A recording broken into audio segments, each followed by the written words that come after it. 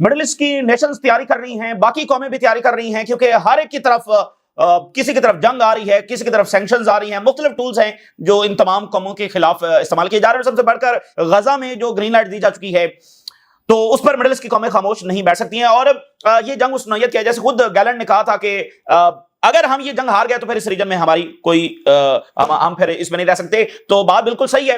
Israel जो है वो अपनी तमाम तर ताकत और अपनी तमाम तर वसाइल वो सब कुछ इसमें लगा चुका है और तमाम जो इंतहा है वो कर चुका है। तो अगर इसमें उसको कामयाबी हासिल नहीं होती तो फिर उसका नतीजा वही निकलेगा जो खुद गैलेंट है वो कह चुका है। तो आने वाले जो हफ्ते हैं वो बहुत ही गैर मामूली साबित होने जा रहे हैं। ट्रंप और नेतन्याहू इस वक्त मुकम्मल कोऑर्डिनेशन में है। ट्रंप की जानिब से मुकम्मल सपोर्ट दी जा रही है, नए टूल्स दिए जा रहे हैं, वेपन्स दिए जा रहे हैं, सारी सपोर्ट जो है वो दी जा रही है। तो अब ये कौमें आगे से क्या रिस्पॉन्ड करती हैं, किस तरह मामला जाते हैं, एक एक करके सारी आपके साथ शेयर करते हैं। और सबसे पहले गैलेंट ही की स्टेटमेंट को ले लेते हैं। गैलेंट काफी दिनों के बाद सामने आया है और इसने कहा है कि ईरान के साथ जंग होने जा रही है। Former Israeli defence minister Gallant, there will be another round against Iran. Iran के साथ जंग होने जा रही है, ये गैलेंट है वो उसने कहा है। और ये ऑब्वियस है, ये बिल्कुल वाज़ेह है, विदाउट एनी डाउट ईरान के साथ जंग होने जा रही है। और मसला उनको सिर्फ ये आ रहा है कि ईरानी मिसाइल्स का क्या करना है, क्योंकि उसके खिलाफ जो कोई एयर डिफेंस काम नहीं कर सकता, क्योंकि जो सबसे टॉप था वो फेल हुआ। तो इतनी जल्दी वो मतलब क्या उसके खिलाफ करें, तो असैसिनेशंस की वो तैयारी कर रहे होंगे, बहुत सारी चीजें, लेकिन ये जंग होनी है।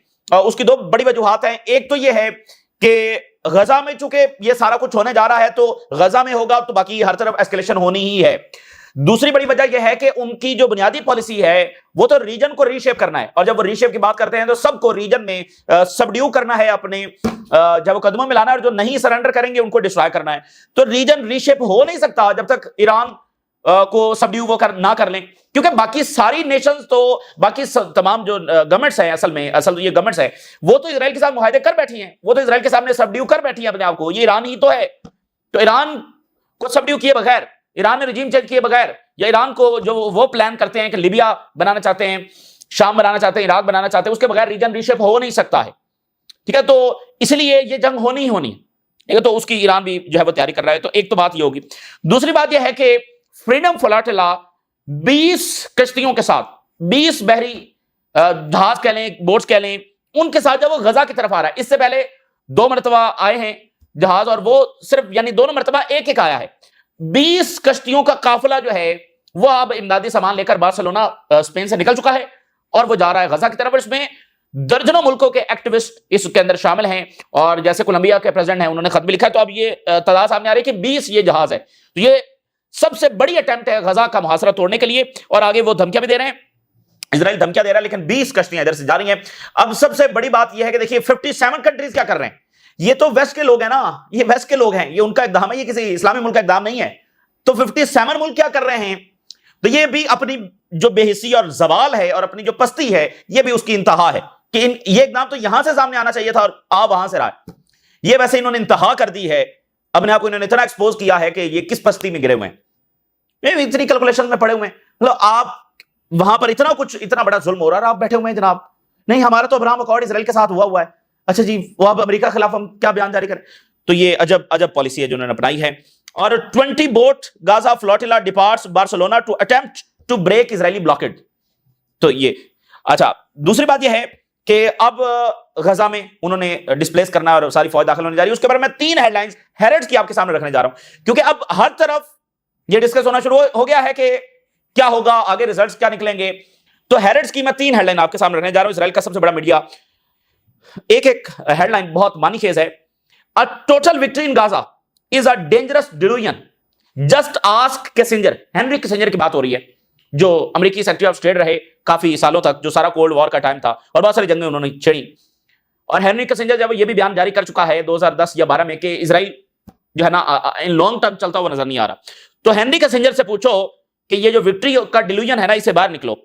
From Vietnam to Afghanistan to Gaza, Vietnam से अफगानिस्तान से गजा तक मॉडर्न वॉर जो लड़ी गई हैं without clear political solution tend to drag their occupiers into moral decline. वो उनके ऑक्युपायर्स, इन्वेडर्स ही को ले डूबी हैं। ये तमाम modern wars, Vietnam, Afghanistan, Gaza, diminishing return and erosion of legitimacy, बिल्कुल डिजास्टर हुआ है। ठीक है ना, तो ये डिल्यूजन है विक्ट्री का। तो नेतन्याहू उससे सबक सीखे। एक और headline, Netanyahu ignores August 2024 painful lesson. Military pressure endangers the hostages. Netanyahu भूल गया है जो 2024 के पेनफुल लेसन आए, तो ये उसको भूल चुका है।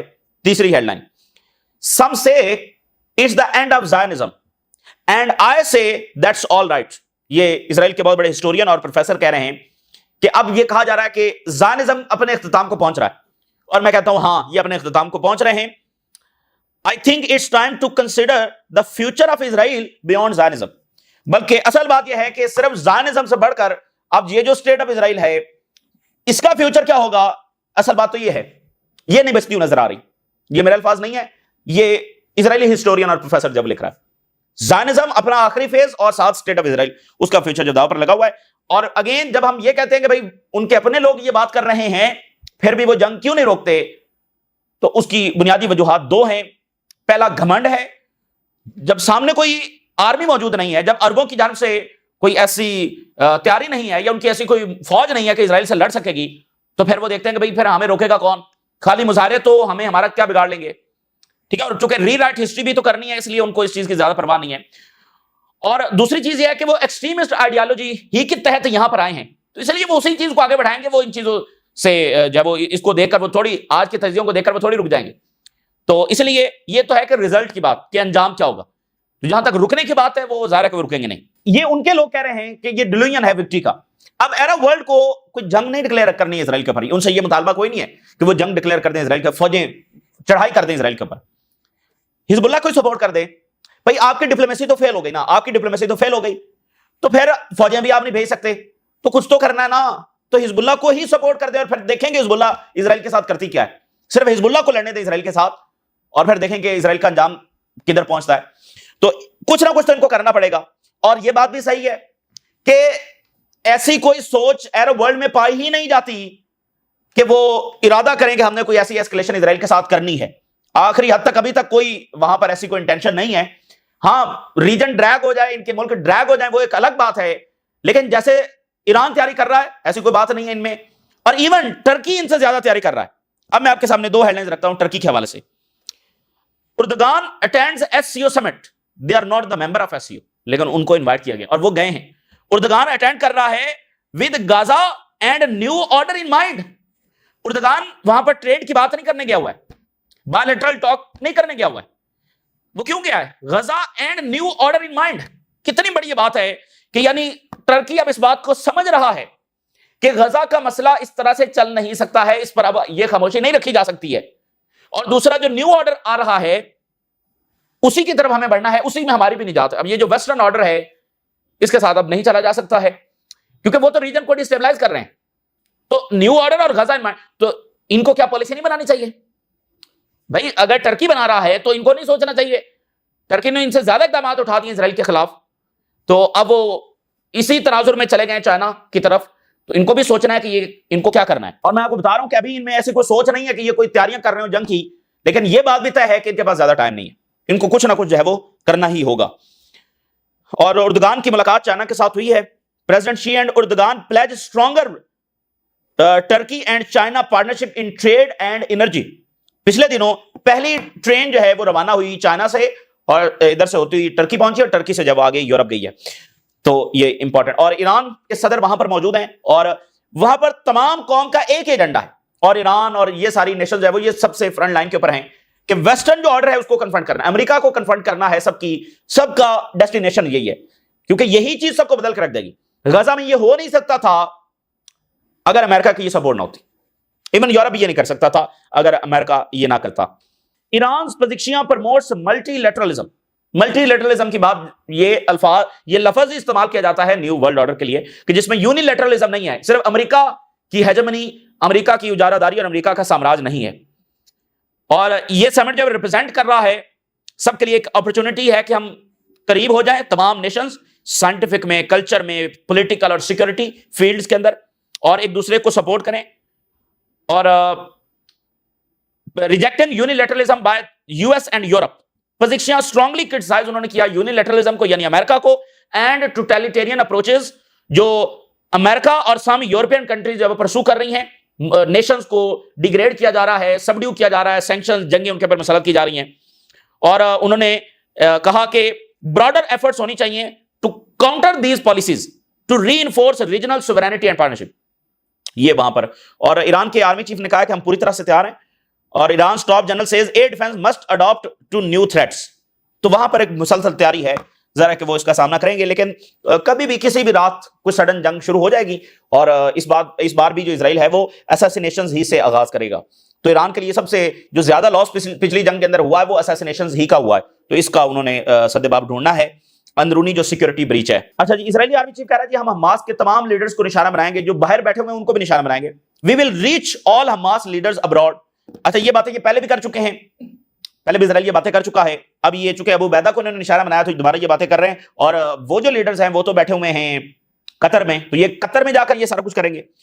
अच्छा, अब नाज़रीन जो रिपोर्ट्स आ रही हैं कि ट्रंप और नेतन्याहू क्या कोऑर्डिनेशन कर रहे हैं और क्या प्लानिंग कर रहे हैं, वो मैं आपके सामने रख देता हूं। ये बंदा जिसको इस्लामी दुनिया ने भी नॉमिनेट किया पीस प्राइज के लिए, ट्रंप रिपोर्टेडली प्रेशरिंग नेतन्याहू। इसलिए जी प्रेशर कर रहा है ट्रंप नेतन्याहू को to decisively defeat Hamas in matter of weeks. चंद हफ्तों के अंदर अंदर हमास को जब शिकस्त दो, ये ट्रंप प्रेशर कर रहा है Netanyahu to convince security cabinet as he is set to face heavy Trump pressure to defeat Hamas. और नेतन्याहू इसके ऊपर मीटिंग करने जा रहा है, ट्रंप का बहुत प्रेशर है हमास को डिफीट करने के लिए। अब ये अजब मामला है, ये उतना ही अजब मामला है कि जैसे नेतन्याहू ने ट्रंप को नोबेल पीस प्राइज के लिए नामजद किया है, ये उतना ही अजब मामला है कि यानी नेतन्याहू जो हमास को डिफीट करने के नाम के ऊपर 23 महीनों में जुल्म की वो हदें पार कर चुका है जो इंसान सोच भी नहीं सकता, और ये इस मॉडर्न टाइम का सबसे बड़ा ये जालिम शख्स है।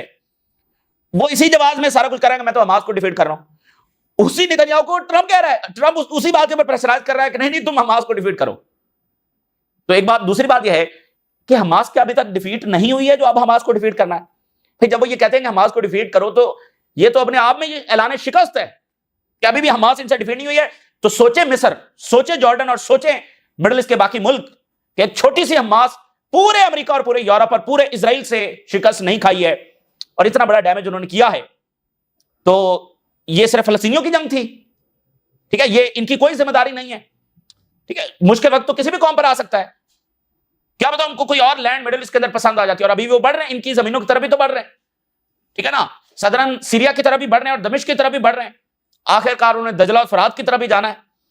तो इनको सोचना चाहिए, ये कोई पॉलिसी नहीं है जो ये लेकर बैठे हुए हैं, इसकी कोई जस्टिफिकेशन नहीं है, और खासकर इस टाइम में तो कोई इनके पास जस्टिफिकेशन नहीं है, इनको सोचना चाहिए। तो जब ट्रंप प्रेशर कर रहे हैं नेतन्याहू को, और इसके साथ इजरायली जो कि फॉरेन मिनिस्टर वहां पर है, उसने रोबियो को बताया है कि हम बस वेस्ट बैंक पर कब्जा करने ही जा रहे हैं। ये रोबियो को इजरायली फॉरेन मिनिस्टर ने बताया। 2-3 एनालिसिस मैं आपके सामने रखता हूं, और ये उनका फॉर्मर हाई ऑफिशियल है मिलिट्री का, कहता है इजराइल जो है वो ट्रैप की तरफ बढ़ रहा है गजा में, ये गजा में ट्रैप होगा, और जो समुद्रेच और बैन गवर हैं ये तबाही की तरफ धकेल रहे हैं, और ये जो अननेसेसरी ऑक्यूपेशन की रट लगाई हुई है, booby trapped concrete blocks in Gaza will come at heavy cost in soldiers lives. बड़ी भारी कीमत जब इजराइल को चुकाना पड़ेगी। और कहता है कि नेतन्याहू तो पैरालाइज है, will not move a single finger without Trump approval.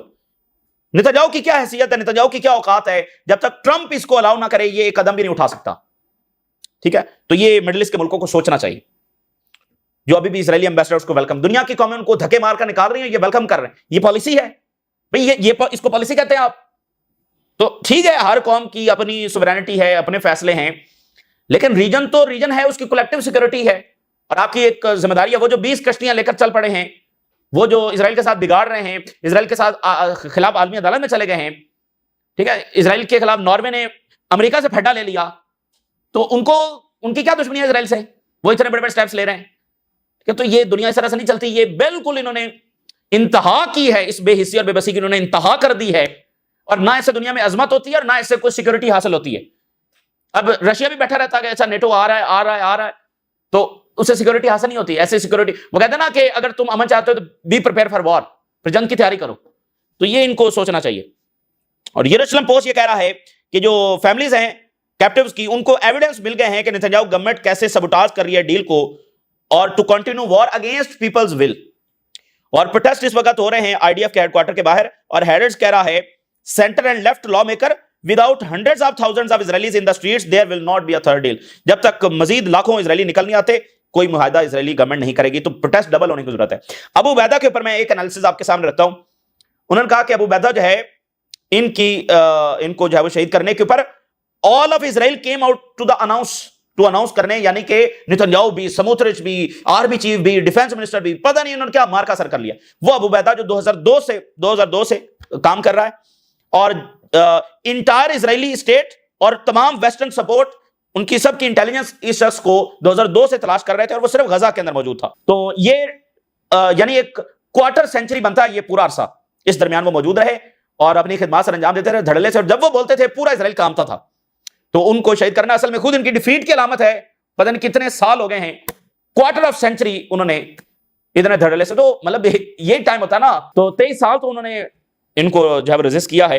तो अभी बहुत सारे अबू उबैदा और हैं, एक अबू उबैदा गया तो कितने और अबू उबैदा जब वो आ जाएंगे। तो ये कुर्बानियां जब दी जा रही हैं। अच्छा, हालात हैं वो खराब होंगे, उसकी वजह यह है कि अमेरिका का रवैया आपके सामने, और यूरोप भी कुछ करने से कासर है, क्योंकि यूरोप जो है वो वैसे ही डिक्लाइन की तरफ जा रहा है और उसने अपने आप को बहुत डैमेज कर लिया, अब वो मजीद डैमेज करने जा रहा है। और जर्मनी ने ब्लॉक कर दिया है, यूरोपीय यूनियन सैंक्शन लगाने जा रही थी इजराइल के ऊपर, प्रपोजल लाया गया था जिसको जर्मनी ने ब्लॉक कर दिया है। Division within bloc over how to respond the war in Gaza. ये जो होराइजन यूरोप है, ये पार्टनरशिप प्रोग्राम है, इसको वो खत्म करने जा रहे थे। ये स्टार्टअप ओरिएंटेड और drone, cyber technology, artificial intelligence, ये सारी टेक्नोलॉजी रिलेटेड ये प्रोग्राम था, इसको वो कैंसिल करने जा रहे थे। ये सबसे बड़ी लेवरेज थी यूरोप की इजराइल को प्रेशराइज करने की। जर्मनी ने उसको ब्लॉक कर दिया, जर्मनी ने कहा ये फजूल इकदाम है, ये वो करके उन्होंने ब्लॉक कर दिया। तो इसका मतलब ये है कि वो यूरोप भी फारिग है, वो कुछ भी नहीं करने जा रहा है। तो अब ये इनके ऊपर दबाव और है, अमेरिका, यूरोप वो। और नई रिपोर्ट आ गई है कि how European Union funding continues to support Israeli military technology. और यही जो होराइजन प्रोग्राम है, इसके तहत कैसे उनको टेक्नोलॉजी दी जा रही है। मल्टी मिलियन डॉलर डील्स सिर्फ 2025 के अंदर हुई हैं, जिसमें इन कंपनीज ने इजराइल को जो ड्रोन्स हैं, अदर टेक्नोलॉजी जो अर्बन वॉरफेयर के अंदर इस्तेमाल होती है वो दी है। इंडोर और क्लोज क्वार्टर में लड़ाई के लिए जो टेक्नोलॉजी चाहिए होती है वो दी है। तो वो इधर रिपोर्ट आ गई है, horizon Europe funding and Israeli military firms, यानी इसी को वो कैंसिल करने जा रहे थे जिसको जर्मनी ने ब्लॉक कर दिया है। तो यानी कि यूरोप कोई इकदाम नहीं उठाने जा रहा है। तो इसका मतलब क्या है? इसका मतलब यह है कि मिडिल ईस्ट को ही कुछ करना है, अमेरिका भी कुछ नहीं करने जा रहा और ये भी कुछ, जिनके ये बैठे हुए थे। और यूरोप को ये जंग सूट नहीं करती।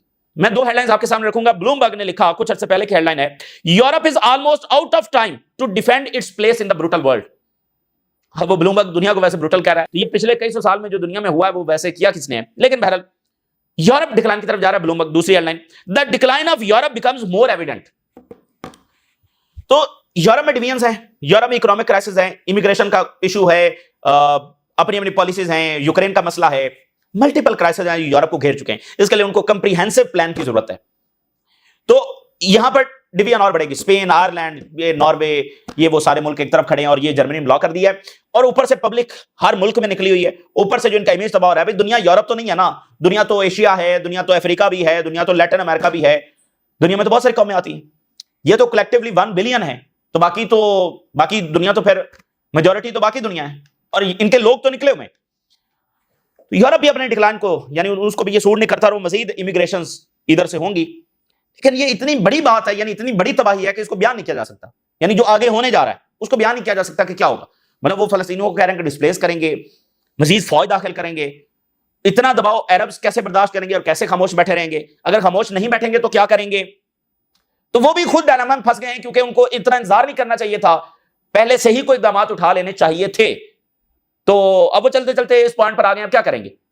अमेरिका इस पॉइंट पर आकर कह रहा है कि मजीद, और यूरोप आपके सामने है वो सैंक्शन लगाने से इनकारी है और ये उनके एम्बेसडर्स को वेलकम करते फिरे और उनके साथ गैस डीलिंग करते फिरे।